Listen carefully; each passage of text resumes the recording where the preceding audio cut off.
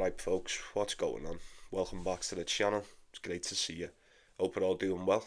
We're on to day 4 now. We've got a few more games that we need to talk about, so we'll waste no time in doing so. Like the video for me if you would. Get yourself subscribed to the channel if you're not. I'd appreciate it if you did. Very close to 800 subscribers now.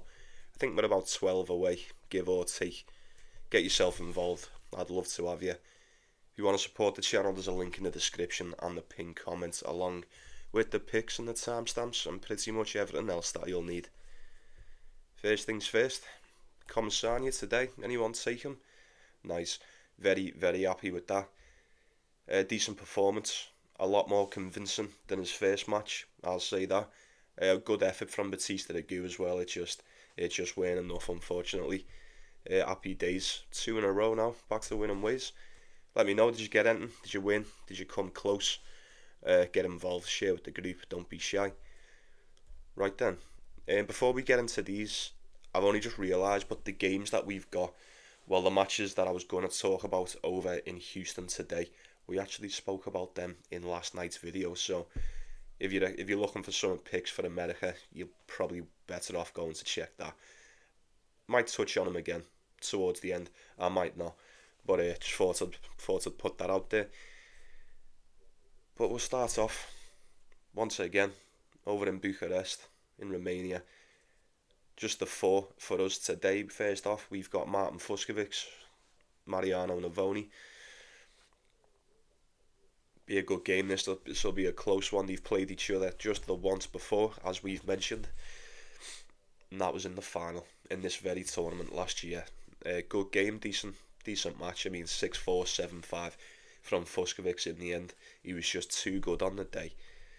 Will it be more of the same? Possibly. It could be. You're getting Navone around 1.7, is that? 1.7, 1.75. Only a slight favourite.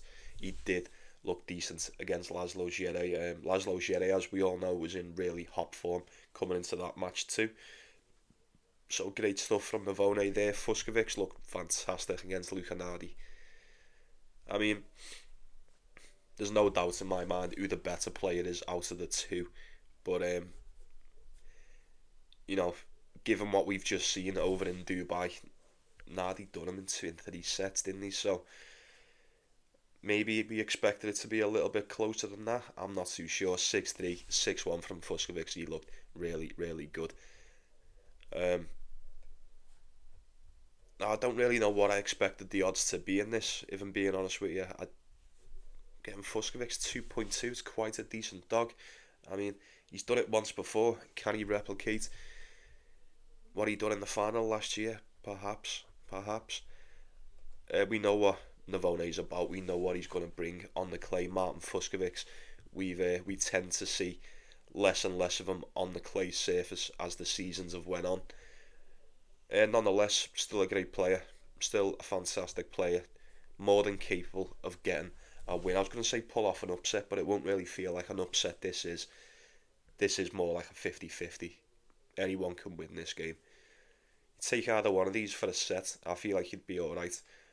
I'd probably just take Fucsovics at that price. You know, he looked really good against Lucanardi. Really good. If he's going to play like that, he may just beat Navone. He just may. But I'm not so sure. Well, we'll crack on anyway to the next one. We've got Nicholas Yarry, Christopher O'Connell. This will be interesting. This will be very interesting indeed. Once again, very close. Split right down the middle. Head to head is 1-0 to Christopher O'Connell. That was in the Australian Open. No, it went. That was in the US Open last year. 3-1. Decent performance there. I thought Christopher O'Connell looked really good against Dusan Lazovic, but how much can we take away from that? I'm not so certain. No secret to us, Dusan Lazovic does play a lot better on the clay, but I don't know. Maybe I expected a little bit more out of him than what he brought on the day. I haven't seen Nicholas Yarry since, well, the last time we were on the clay. Yeah, Santiago it was. He got beat by Ugo Carabelli. Before that, he got beat by Commissania. He's only won 4 of his last 10, and that's going back to Paris last year, the end of October. This season, he's went Bear with me. 3-5. Yeah, 3-5. 1-3 on the clay. He weren't that convincing first time out on the clay. Will he be able to redeem himself now? I think Nicholas Yarry's very good on his day. When he's firing, he's very, very tough to beat on the clay. We know that. Um, he does seem to be struggling for form. Really struggling for form. We've barely seen anything out of him so far this season. He looked better on the hard court at the start of the season than what he's done for the rest of it, which is quite a surprise. I don't know, man. I don't think it's not wise to sleep on Nicholas Yarry in these conditions. It's really not. Getting Christopher O'Connell, I'm seeing 1.7, 1.75 here. A slight favourite. I don't know. Forgetting form and whatnot. If both of these were playing the best tennis in this spot, I would probably side with Nicholas Yarry. I haven't seen anything from him. What's up with him? Is there something going on? Or has he been like, I don't know. If anyone's got any information on him, please do let me know. I'd love to take him. I've got him on an outright. I feel like if he gets past this one, this could be the one where he looks good. This could easily just be a straight set. Nicholas Yarry, solid performance, and we go, yeah, you know what? He's going to go deep. I wouldn't be surprised.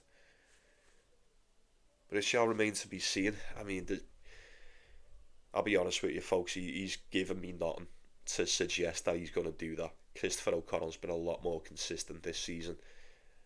I just think Nicholas Yarry's a lot more trustworthy on the clay, when he's about his game. But we'll see what happens. We'll see who turns up. Next off, we've got Damir Zuma, is that? And Giannou, once again with Giannou. Great stuff from this lad against Nishesh in the first round. These have played each other twice before, both of them going the way of Damir. I expected that.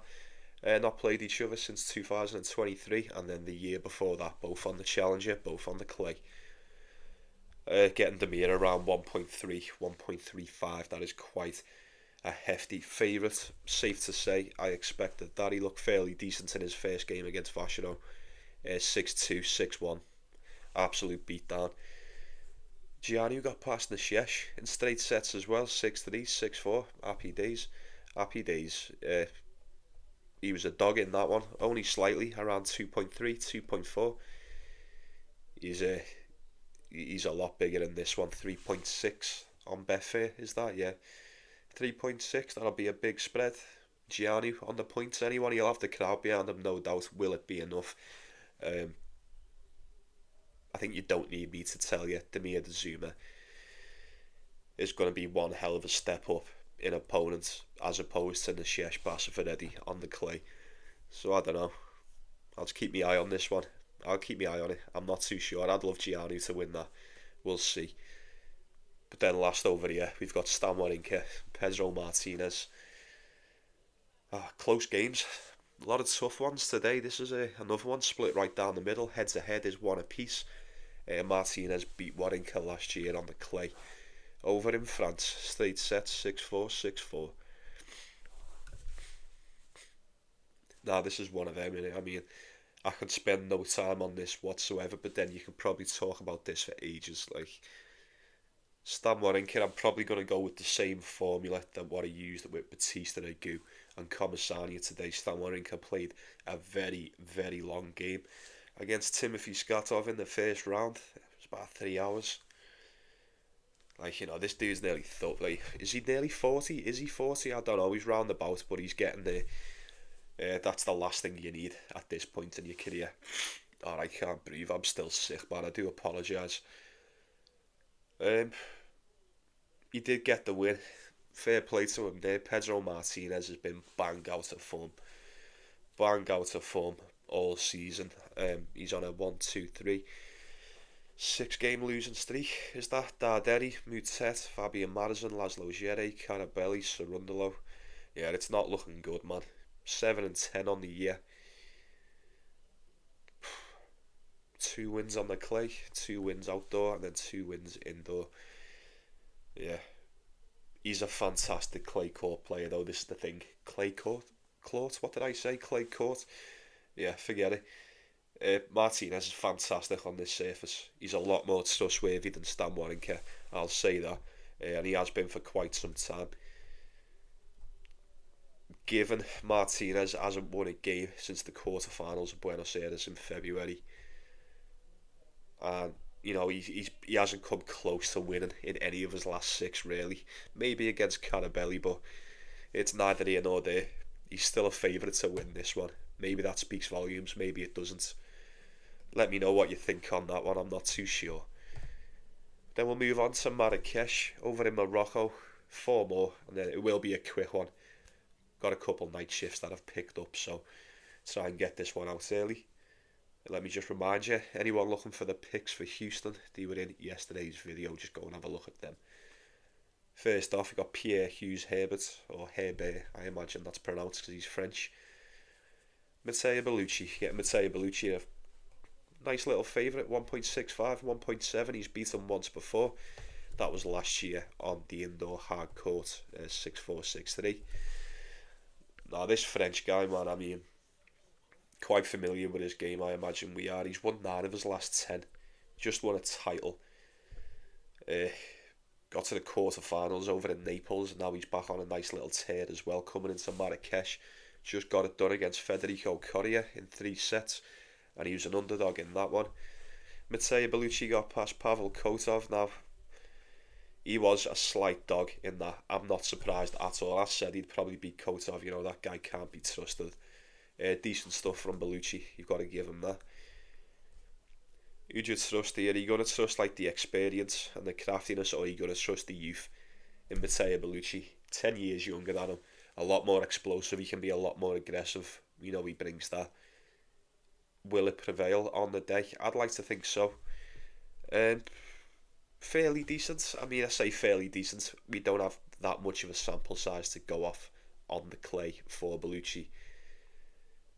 But, luckily for him, his opponent's not that much of a clay player either, so, I don't know. Maybe 1.7 for Bellucci is a bit of a steal here. I'm not too sure. He could just turn up and absolutely smack this guy off the court, but I don't know, man. I don't know. It's one thing barely getting past Federico Coria. I mean, Coria is really good on the clay, but I don't know. I think you might get a little bit more out of Matteo Bellucci today. I'm not so sure. I'm not picking this with much conviction, but I would like to think he gets that one done. We've got Talon Griekspoor, Pablo Carreño Busta. Another close one, 1.7 for Griekspoor. Head to head is 1-0. To Carreño Busta, a very close game in the Australian Open that went the distance back in 2022.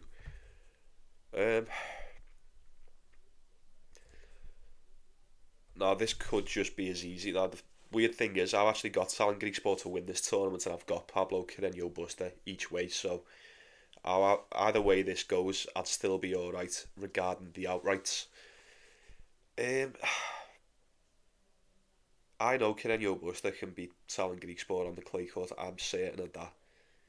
He hasn't been showing me a lot lately. As a matter of fact, I haven't seen that much from him this season as a whole. I mean, he's been fairly decent. We'll give him that. 13-5. They were, pretty much challenger games. He's won a couple of challenger titles. 17-8 on the year. 11-6 for Griekspoor. Last time out with Griekspoor, we seen him get to the quarterfinals, and he lost against Holger Rune over at Indian Wells, but he played a blinder leading up to that. Kekmanovic, Zverev, and Pechi Pericard, Watanuki.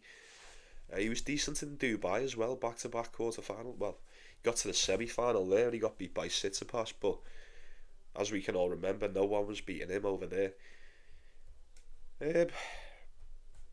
Considering Pablo Carreño Busta hasn't really been beaten, he hasn't been beating anyone of note.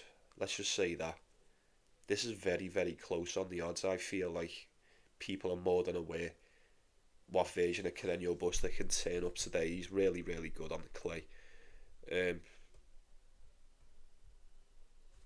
Like most, I mean, we've seen less and less as the seasons have went on.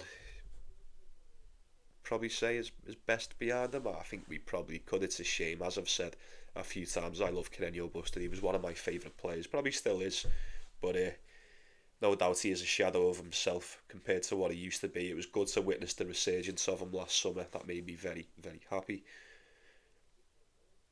But if we're putting the two of them side to side on the clay court, I mean, you're getting probably just as much from Greek sport as what you're getting from Carreño Buster.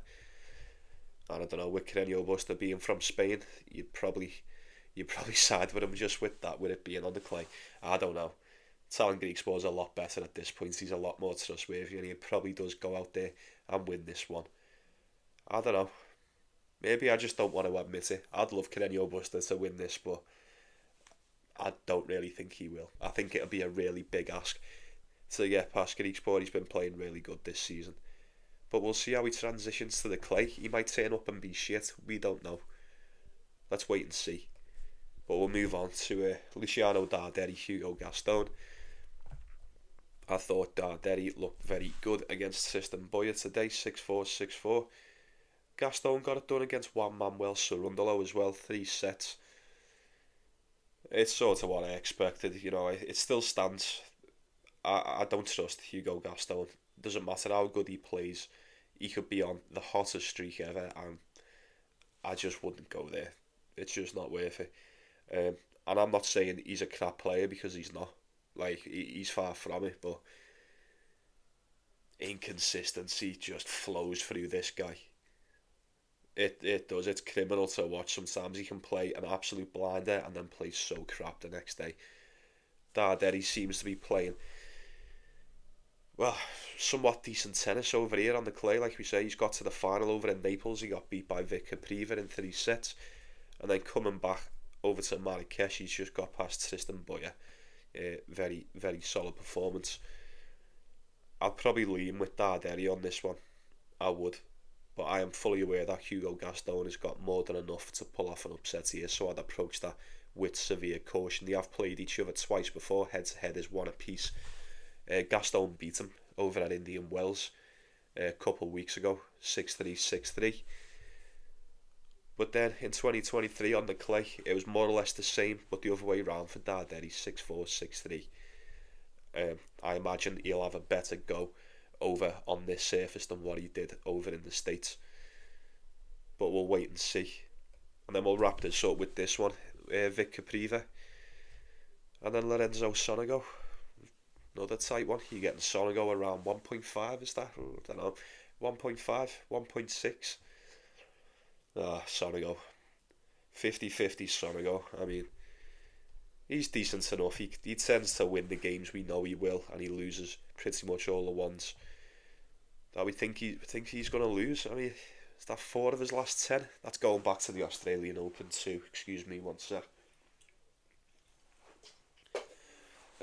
Yes, since the Australian Open, so the end of January, he's beat Lena Tien, Botic van der Sandschulp, Luca Van Asch, that was essentially a walkover, and Mariano Navoni. Excuse me. I say he's won 4 of his last 10. I mean, look at these losses. Taylor Fritz, Tsitsipas, Humbert, Holger Rune, Shelton, David Goffin. I expected him to beat David Goffin. He didn't. It's alright, Goffin can be like that. Probably didn't think he'd stood a chance in any of the others. I mean, Shelton, we knew he'd win that one. Rune, we knew he'd win that. Humbert, pretty much the same there. Tsitsipas in Dubai, no one was beating him. David Goffin, it's whatever. But then Taylor Fritz as well, like, can't say a lot about those losses. You really can't. Vic Capriva continues to carry on his good run of form. Very concerning in that first set. I didn't think he was going to last the match today, but he managed to pull that one back. Couple of breaks and serve back and forth. Managed to pull it off in the end. Good stuff. He's quite a decent dog in this one as well. 2.4. I don't know. He's playing good on the clay, man. Playing decent on the clay.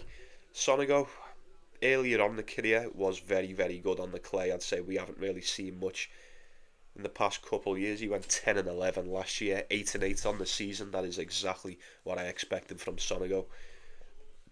I don't know, man. I'd probably still just go with Vic Capriva. While he's playing this, no doubt Lorenzo Sonego is a slight step up compared to the opponents that he's been playing, but got to give it to him, man. He's still winning.